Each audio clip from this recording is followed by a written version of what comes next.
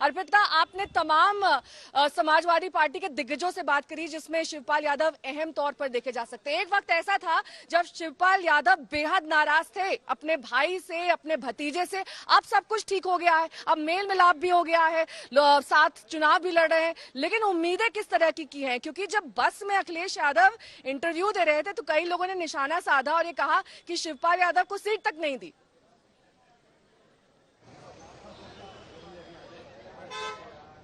बिल्कुल, देखिए ये बात जब मैंने ये सवाल जब उनसे किया, क्योंकि जब मैंने उनसे बात की तो मैंने ये पूछा कि अब क्या परिवार एक साथ है, क्योंकि अपर्णा छोड़कर चली गई है समाजवादी पार्टी को, तो और कई समाजवादी पार्टी के जो इस परिवार के एक तौर पर कहे उनको टिकट नहीं मिला है। तो मेरा सवाल उनसे ये भी था कि क्या कोई नाराजगी अब और परिवार में लोगों को भी देखने को मिल सकती, क्योंकि अपर्णा सीट चाह रही थी, सीट नहीं मिली तो बीजेपी का दामन थामते हुए नजर आ रही है। मैंने कहा क्योंकि आप शिवपाल यादव हैं, दूसरी पार्टी आपने बना ली, इसलिए आप यहां से चुनाव लड़ रहे हैं क्या, या परिवार, क्योंकि किसी भी परिवार के सदस्य को टिकट नहीं मिला, इसमें आपको टिकट मिला। उन्होंने कहा कि ये सब बातें अब ऊपर उठ चुकी हैं। उन्होंने ये भी सीधे तौर पर कह दिया कि बीजेपी का परिवार नहीं है, इसलिए वो परिवार की भावनाओं को समझेंगे नहीं। उन्होंने सीधे तौर पर यह दावा भी कर दिया कि ये सिर्फ जहां पर अब से थोड़ी देर पहले अखिलेश यादव आए, उनकी पत्नी डिंपल यादव आई थी, उससे पहले रामगोपाल आए, शिवपाल भी यहीं पर आए, उन सब ने मतदान किया, वो मतदान करके यहां से जा चुके हैं।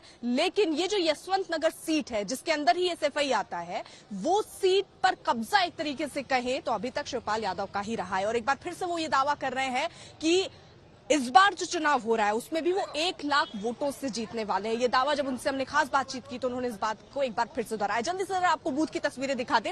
ये जो बूथ आप देख रहे हैं, यहीं पर ही सुबह से तांता लगा हुआ था, लोगों का भी हाई प्रोफाइल, जितने लोगों की किस्मत आज बंद होनी थी ईवीएम में, वो लोग भी यहाँ पर सुबह से ही पहुंचे। अखिलेश यादव पहुंचे। तस्वीरें आप दिखाएं अर्पिता। उससे पहले एक और सवाल आपसे मैं करना चाहूंगी, जब शिवपाल यादव इतना मजबूती से अपना दावा वहां से ठोक रहे हैं, आपको नहीं लगता कि जिस तरीके से उन्होंने पार्टी से अलग होकर अपनी एक अलग पार्टी बनाई थी, उससे लोग कहीं ना कहीं थोड़ा बहुत कंफ्यूज हो गए हैं? लोग समझ ही नहीं पा रहे हैं शिवपाल यादव को या फिर समाजवादी पार्टी को कैंडिडेट के नाम पर, पार्टी के नाम पर, किसके नाम पर वोट करना चाहिए।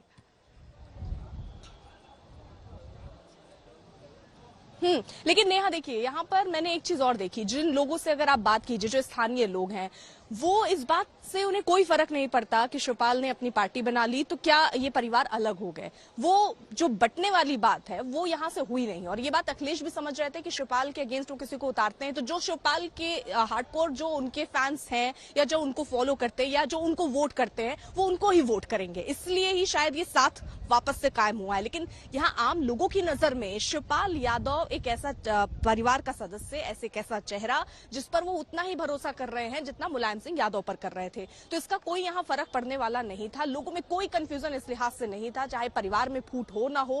कल को अगर संभावनाओं पर बात करें, अपर्णा बीजेपी की बेहद अहम बात यहाँ पर आपने बताई अर्पिता, कि लोगों के दिमाग में कम से कम ये इस वक्त असमंजस की स्थिति नहीं है कि वो वहां पर किस मुद्दे पर वोट करने वाले हैं। क्योंकि भले ही अब परिवार एकजुट हो गया हो, पूरा परिवार और कुनबा एक साथ नजर आ रहा हो, लेकिन एक बात और ध्यान में रखनी होगी कि अपर्णा यादव, जो कि उनकी छोटी बहू है मुलायम सिंह यादव की, वो पार्टी छोड़कर जा चुकी हैं। उन्होंने बीजेपी का दामन थाम लिया है। सीधे रुख करेंगे झांसी का, जहां से मेरे सहयोगी तंसीम हैदर इस वक्त तमाम जानकारी के साथ जुड़ गए हैं। तंसीम, देखिए झांसी ये वो जगह जहां पर हमने मुख्यमंत्री योगी आदित्यनाथ का इंटरव्यू किया था। इस इंटरव्यू में साफ तौर पर जीत का दम भरते हुए योगी आदित्यनाथ ने कहा था कि इस बार पूरी तरीके से सफाया हो जाएगा गुंडई का, गुंडाराज का, माफिया का, और बुलडोजर एक बार फिर से चालू होगा।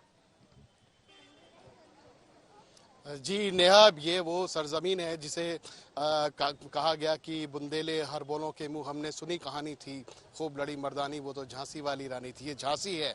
बुंदेलखंड की 13 सीटों पर चुनाव हो रहा है और झांसी की 4 सीटों पर चुनाव हो रहा है।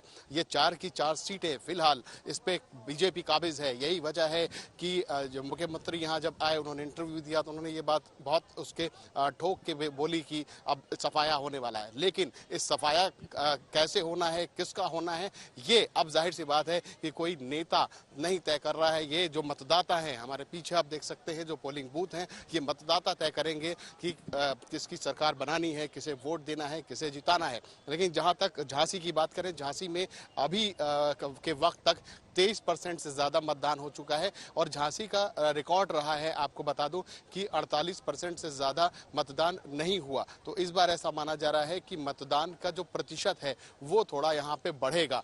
तो और बाकी की जो 4 सीटें हैं यहाँ पे अलग अलग, जो गिरोठा सीट है, जो मऊ रानीपुर है, सदर है, मैं सदर सीट पे मौजूद हूँ। यहाँ पे जो रवि शर्मा है विधायक, वो 2 बार विधायक रहे हैं, 2012 में, 2017 में भी, और अब वो तीसरी बार चुनाव लड़ रहे हैं। और दिलचस्प बात ये है कि जो बीएसपी से जो सेकंड नंबर पे रहे थे लगातार 2 चुनावों में, उनको इस बार सपा ने टिकट दिया है। तो जाहिर सी बात है कि जो मुकाबला है वो बीजेपी, बहुजन समाज पार्टी और समाजवादी पार्टी के इर्द गिर्द घूमता हुआ नजर आ रहा है। लेकिन जो और जो ग्रामीण क्षेत्र हैं वहां पे भी जो इक्वेशंस हैं वो भी बड़ी जबरदस्त है। वहां पे हमने देखा ग्रामीण क्षेत्रों में जो लाइनें हैं वो यहाँ से ज्यादा हैं। शहरी बूथों पे थोड़ा सा लोगों को फैसिलिटीज ज्यादा मिली हैं, तो वो बहुत ज्यादा लाइनें नहीं देखने को मिलेंगी आपको शहर पे। लेकिन गांव ग्रामीण इलाकों में जब आप जाएंगे तो लंबी लाइनें लगी हुई लोगों की और लोग भरपूर वोट कर रहे हैं। यही वजह है कि झांसी के बबीना क्षेत्र में सबसे ज्यादा मतों का प्रतिशत देखा गया है। तो जाहिर है कि पोलिंग हो रही है और अब मतदाता तय करेंगे। नेताओं और राजनेताओं को जो कहना था वो अब कह चुके, अब वक्त है वो मतदाताओं का है।